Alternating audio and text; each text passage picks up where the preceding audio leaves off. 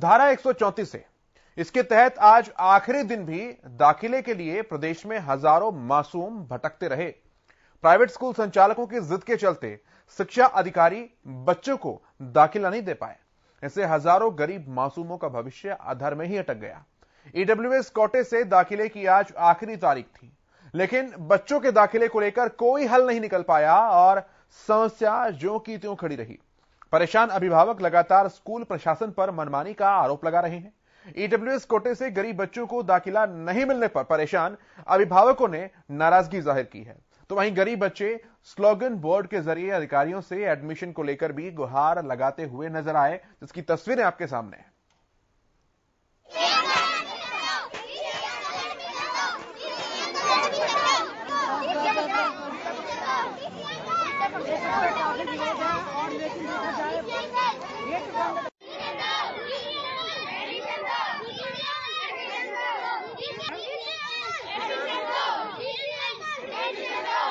गुहार लगाते हुए नजर आए और इस मासूमियत को आप समझ सकते हैं, लेकिन इस मासूमियत के पीछे की जो पीड़ा है वो समझना बहुत जरूरी है, क्योंकि साल खत्म होने को है, एकेडमिक सेशन खत्म होने को है, लेकिन दाखिले के लिए अभी तक बच्चों को भटकना पड़ रहा है।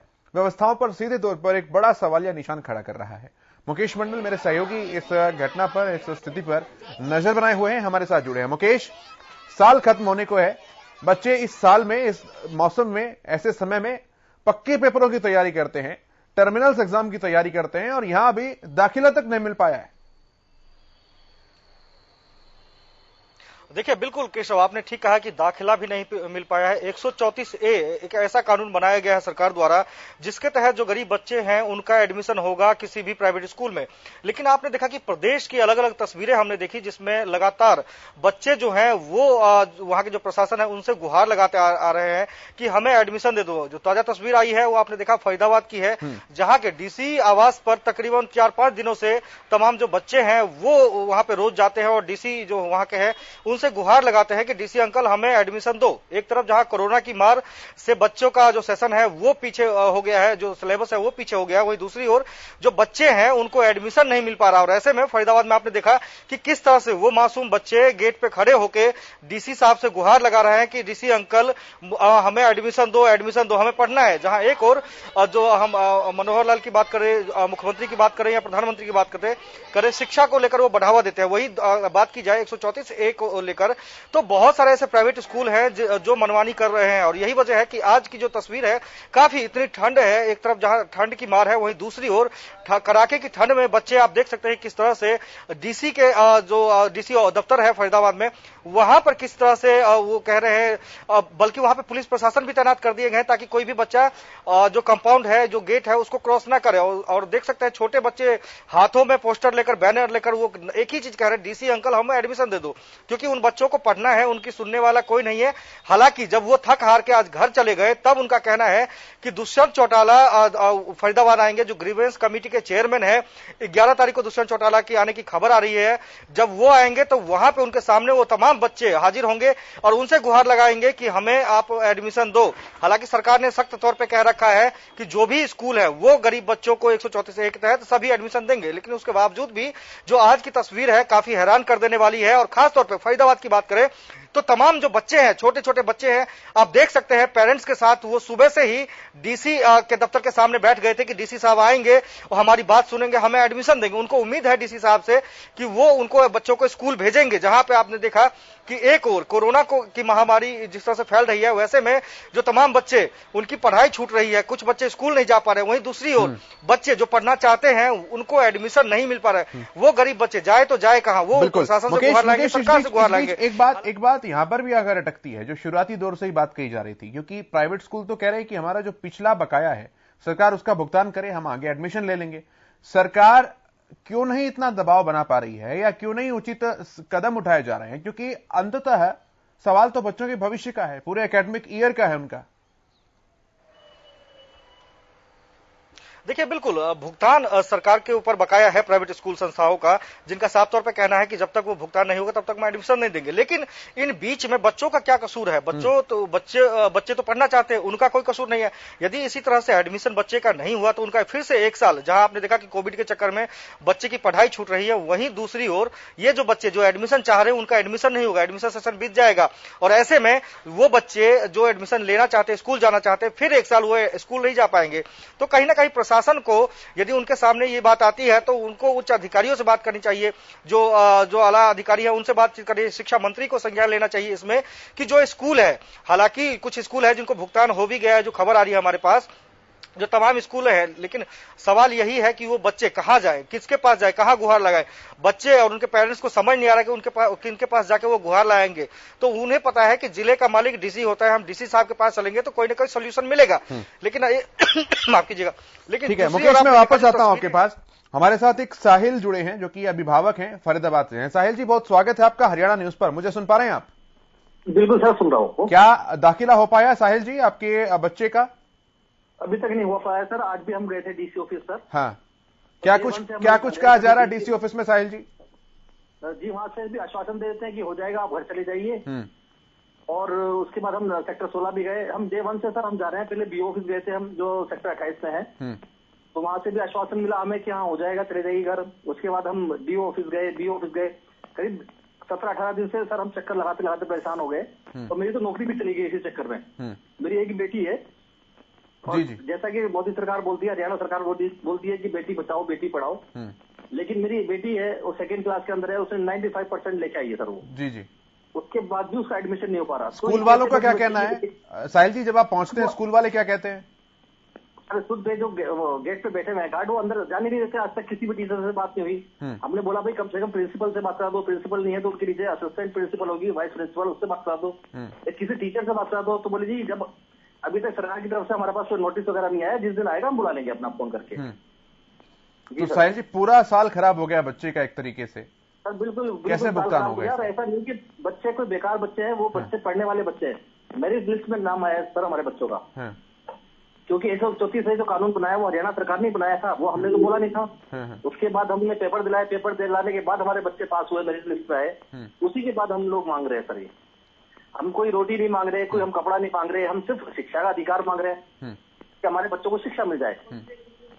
और जब ये उम्मीद लगती है कि प्राइवेट स्कूल में एडमिशन हो जाएगा, तो जाहिर सी बात है कि अधिकांश जो पेरेंट्स हैं वो किसी सरकारी स्कूल में पढ़ाते भी नहीं है बच्चों को, तो ना इधर के रहे ना उधर के रहे, ना कहीं भी नहीं रहे सर। हम तो कहीं के भी नहीं रहे। हम क्या बताएं, बस बच्चों मतलब जो हमने स्कूल में गए थे तो पहले शुरू में बोलते थे कि टीसी चाहिए, तो टीसी के लिए हमने जो स्कूल में जाके बोला, जबकि पहले सरकार ने ये बोला था कि भाई आप किसी भी सरकारी स्कूल के अंदर अपने बच्चे का ले जाके एडमिशन करा सकते हो।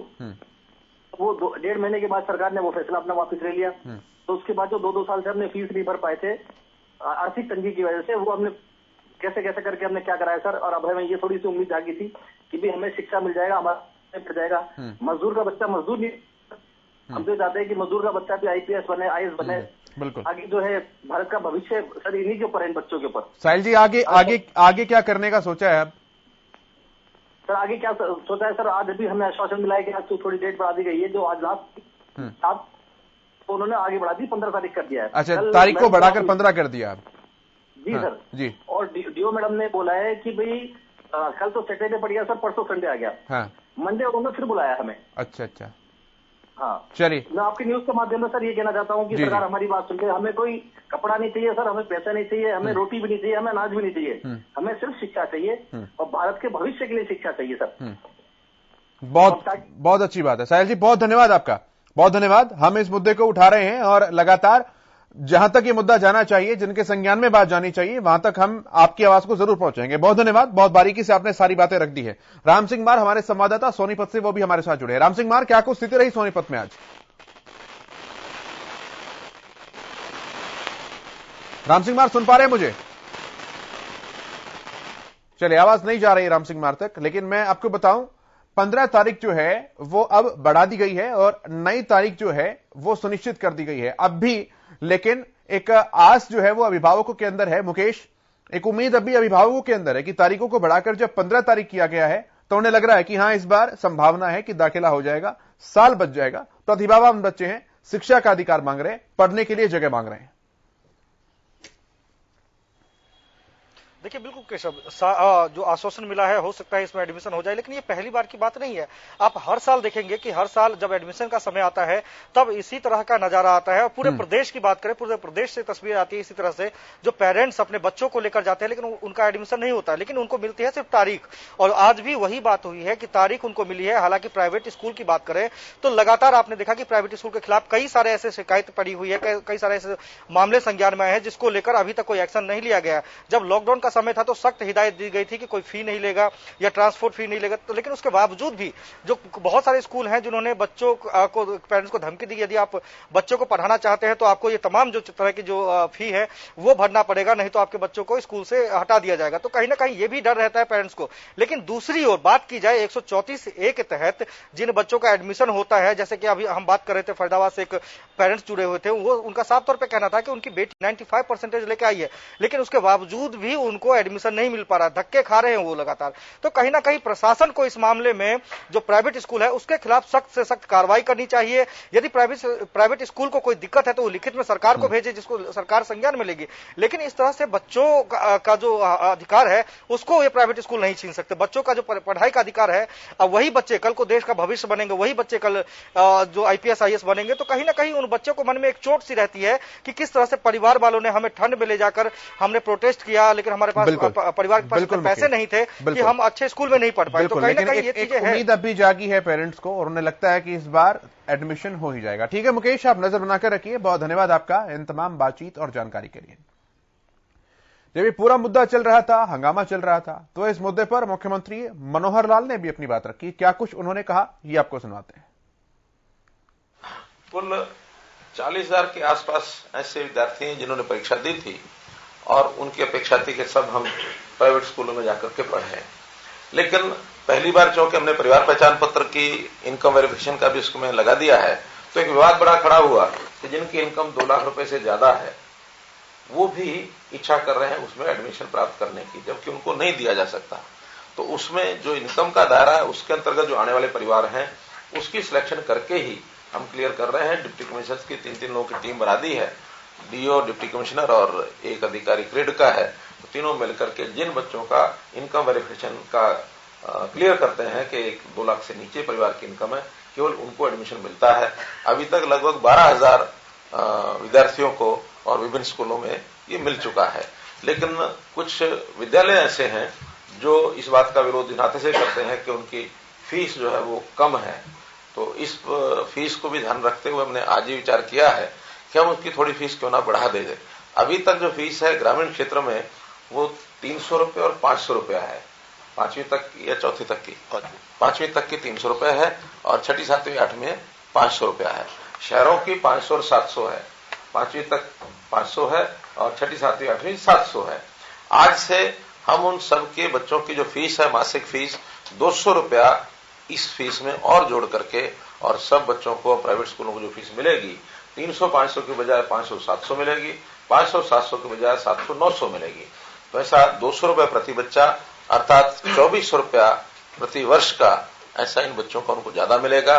अभी एडमिशन आज चूंकि 12,000 है, मुझे लगता है कि और ये 8-10 हजार बच्चे बढ़ सकते हैं, 20,000 भी हो सकते हैं।